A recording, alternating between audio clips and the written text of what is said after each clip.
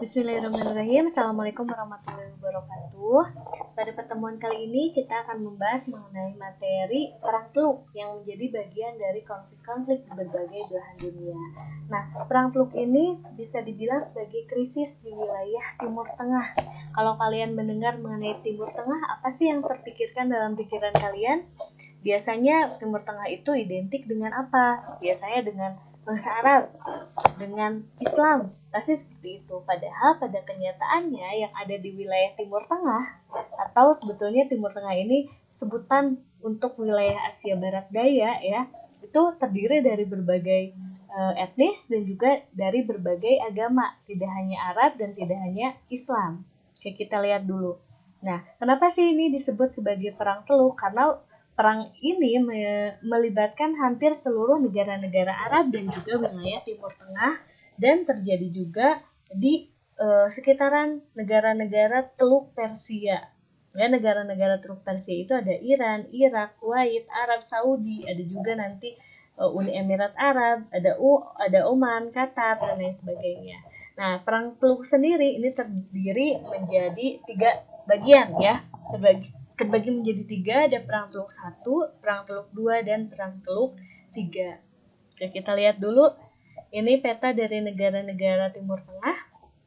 Nanti ada perang antara Irak dengan Iran, ini saling berbatasan. Kemudian di sini ada Kuwait, di sini ada Uni Emirat Arab, Oman, Bahrain, Qatar. Ini yang disebut dengan Teluk Persia itu seperti ini. Nah, Perang Teluk 1 itu adalah perang antara Iran dan Irak. Tadi seperti kita lihat di peta, dua negara ini saling berdampingan, terlihat sebagai negara yang punya sejarah yang hampir sama, dulunya sama-sama di wilayah Mesopotamia, tapi kemudian Iran dan Irak ini memiliki penduduk yang cukup berbeda dari segi agama dan juga dari segi etnis. Kalau di Iran itu adalah mayoritasnya etnis atau sukunya itu Persia, sementara di Irak itu kebanyakan Arab. Dari segi agama, dua-duanya mungkin sama-sama Islam, tapi Islamnya berbeda aliran. Di Iran itu kebanyakan itu adalah Islam Syiah, sementara di Irak itu adalah Islam Sunni, ya, dua aliran yang berbeda. Sehingga kemudian perbedaan-perbedaan ini juga menjadi salah satu faktor terjadinya Perang Teluk 1. Kita lihat dari mulai latar belakang. Nah, ini ada Ali Khomeini sebagai pemimpin dari Irak pada masa itu. Nah, ini yang menyebabkan terjadinya Perang Teluk juga. Latar belakangnya itu adalah ketika terjadi revolusi Islam Iran di tahun 1979 yang mengubah Iran yang tadinya itu merupakan bentuk kerajaan, nah kemudian berubah menjadi bentuk republik. Raja sebelumnya yaitu Shah Reza Pahlavi kemudian kalah, dia harus keluar dari Iran, digantikan oleh pemimpin besar revolusi Islam Iran yaitu Ruhollah Ali Khomeini. Nah, ketika mulai ada revolusi ini mulailah muncul kekhawatiran dari negara-negara tetangganya. Pertama karena Iran itu adalah negara Syiah, sementara negara tetangganya itu kebanyakan Islamnya Sunni. Selain itu, negara yang lain, negara tetangganya itu kebanyakan masih bentuknya kerajaan. Sementara Iran kemudian setelah revolusi berbentuk republik. Otomatis ini Iran menjadi musuh dari negara-negara tetangganya karena menimbulkan kekhawatiran, menimbulkan ketakutan. Nah, inilah yang kemudian dimanfaatkan oleh Saddam Hussein sebagai negara tetangganya, ya, pemimpin dari negara Irak. Saddam Hussein sendiri memanfaatkan adanya momentum revolusi ini untuk merebut wilayah yang kaya minyak, yaitu Shatt al-Arab. Shatt al-Arab sendiri ini wilayah perbatasan antara Iran dan Irak yang terkenal kaya dengan minyak. Nah, Saddam Hussein kemudian memanfaatkan ketakutan dari negara-negara tetangganya untuk mendapatkan dukungan. Jadi Saddam Hussein memutuskan untuk menyerang ke wilayah Iran dan meminta bantuan kepada tetangga-tetangga Arab, sesama negara tetangga yang lain, untuk mengalahkan Iran. Nah, didukunglah akhirnya Irak berhasil mendapatkan dukungan dari dua negara besar yaitu Arab Saudi dan Kuwait. Ya, ini persaingan Irak dan Iran ini meluas di adanya gengsi bangsa Arab versus Persia dan antara Sunni dengan Syiah. Negara Kuwait dan negara Arab kemudian memberikan dukungan berupa bantuan dana ya untuk menyerang ke Iran. Nah, Saddam Hussein sendiri itu meyakinkan negara-negara pembantunya tadi yang membantunya bahwa perang ini hanya akan berlangsung selama 5 hari. Ya, dengan percaya dirinya Saddam Hussein mengatakan perangnya hanya akan 5 hari. Tapi pada kenyataannya seperti apa? Pada kenyataannya nantinya perang terjadi dari tahun 1980 hingga tahun 1988. Ini jadi sangat bertentangan dengan keyakinannya Saddam Hussein. Nah, invasi Irak itu dimulai dengan dikirimkannya 40.000 pasukan ke Iran, sebetulnya ke perbatasannya Iran. Disitulah Iran kemudian balas serangan dari Irak. Nah, ini sebetulnya Saddam Hussein hilang salah perhitungan. Menurut Saddam Hussein, rakyat Iran itu tidak akan membantu pemerintahan karena banyak juga rakyat dari Iran yang tidak mendukung adanya revolusi. Tapi ternyata ketika ada musuh bersama dari luar, rakyat Iran kemudian saling bahu-membahu untuk mengalahkan Irak. Kemudian ini perang berlangsung cukup lama karena rakyat Iran pun ternyata saling membantu. Nah, perang kemudian berlangsung hingga tahun 1988 dengan adanya kesepakatan damai. Salah satunya adalah bahwa Irak memberikan sebagian wilayah Syat al-Arab kepada Iran. Jadi dikembalikan kepada Iran sebagian dari wilayah Syat al-Arab. Nah, dampaknya apa dari peperangan ini? Walaupun adanya perjanjian damai, kedua negara tadi tentu mengalami kerugian besar. Ya, karena perang berlangsung lama, ladang minyaknya pun itu hancur karena adanya perang. Nah, karena adanya kerusakan parah ini di Iran dan Irak pasca perang, ini menjadi latar belakang terjadinya perang Teluk Kedua. Ya, kenapa bisa terjadi perang Teluk Kedua? Ini tadi dampak dari perang Teluk Satu, ekonomi Irak hancur dan muncullah negara-negara yang sakit hati. Negara yang sakit hati siapa?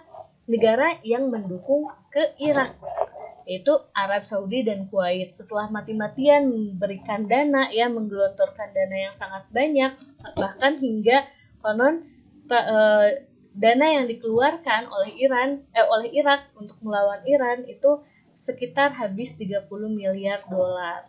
Ya, jadi dananya sudah besar-besaran, tapi ternyata Irak tidak berhasil mengalahkan Iran. Akhirnya negara pendukung dari Irak tadi, salah satunya yaitu Kuwait kan, Kuwait menagih hutang.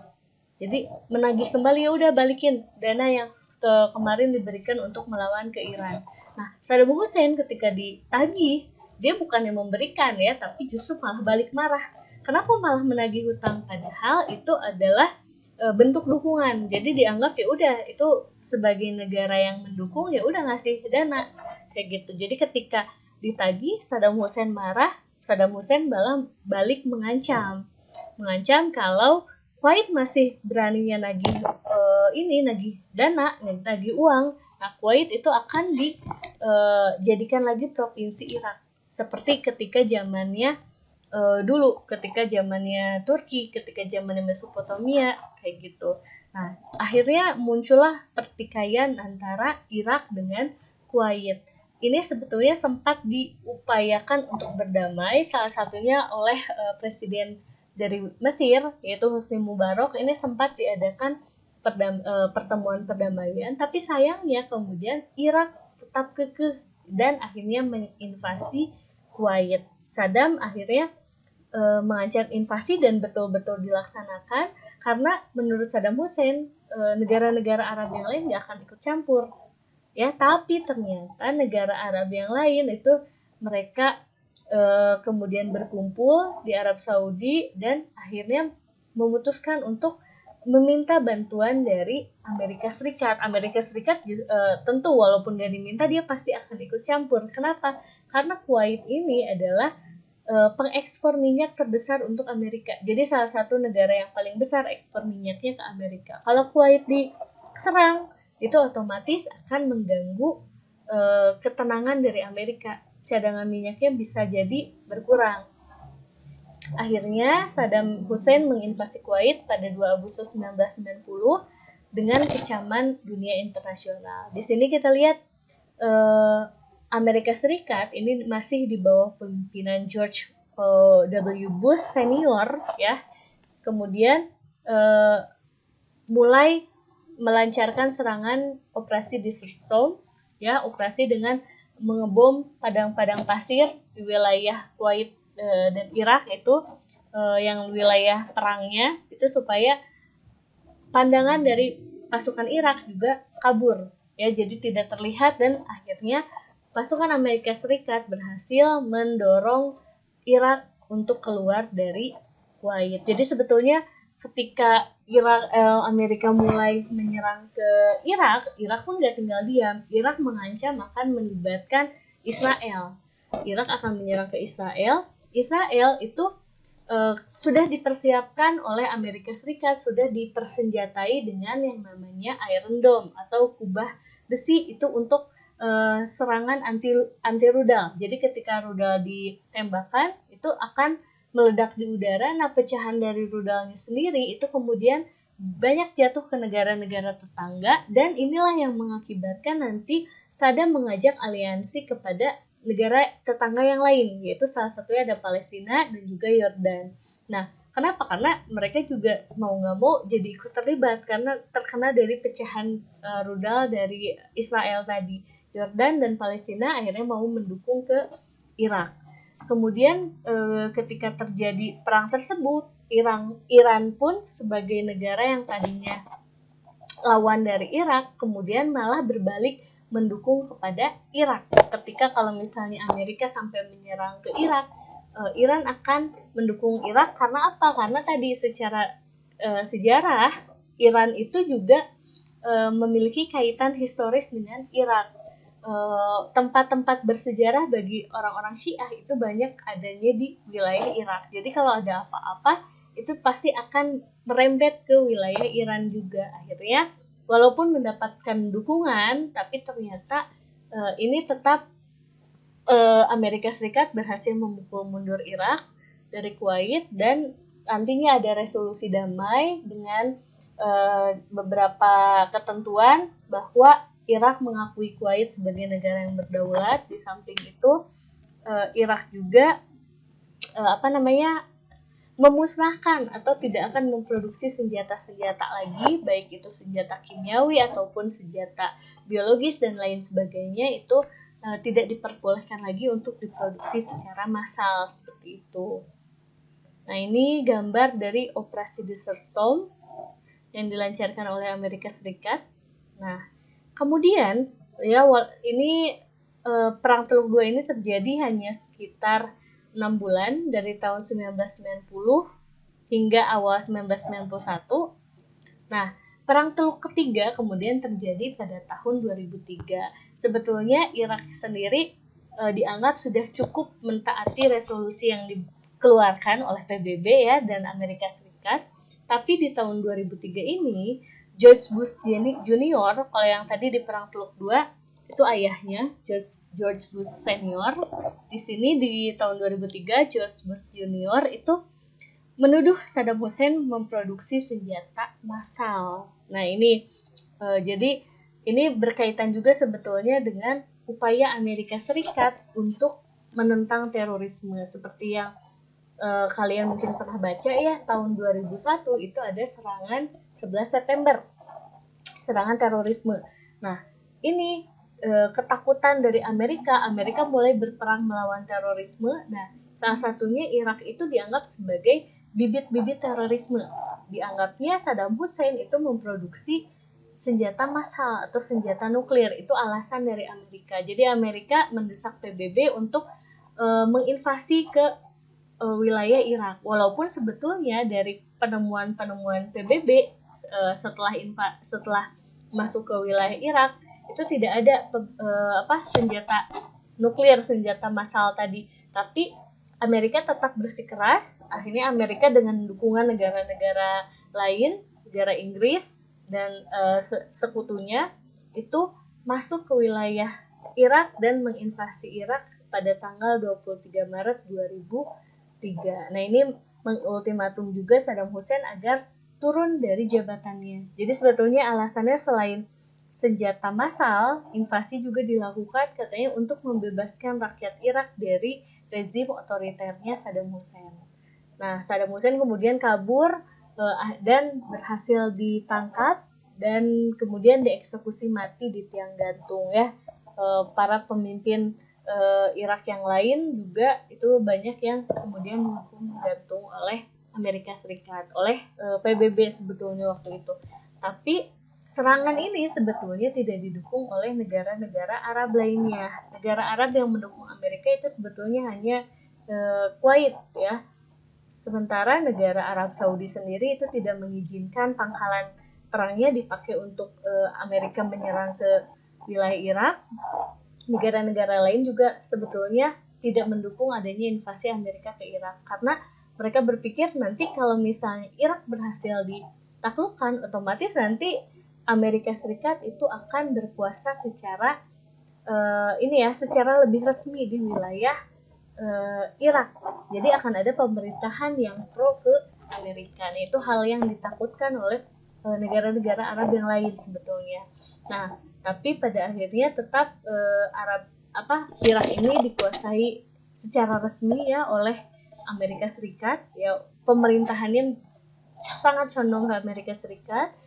Nah, mulailah terjadi banyak kekacauan di wilayah Irak hingga juga melahirkan kelompok-kelompok kecil. Salah satunya itu yang paling besar dan masih ada mungkin sampai sekarang itu adalah kelompok ISIS. Nah, kelompok ISIS-nya ini yang mengharapkan munculnya suatu negara Islam yang sebenar-benarnya. Nah, ini dianggap sebagai kelompok teroris oleh dunia internasional. Mungkin demikian mengenai Perang Teluk. Jika ada yang mau ditanyakan, boleh nanti langsung ditanyakan via WhatsApp atau via media yang lainnya. Oke, terima kasih. Wassalamualaikum warahmatullahi wabarakatuh.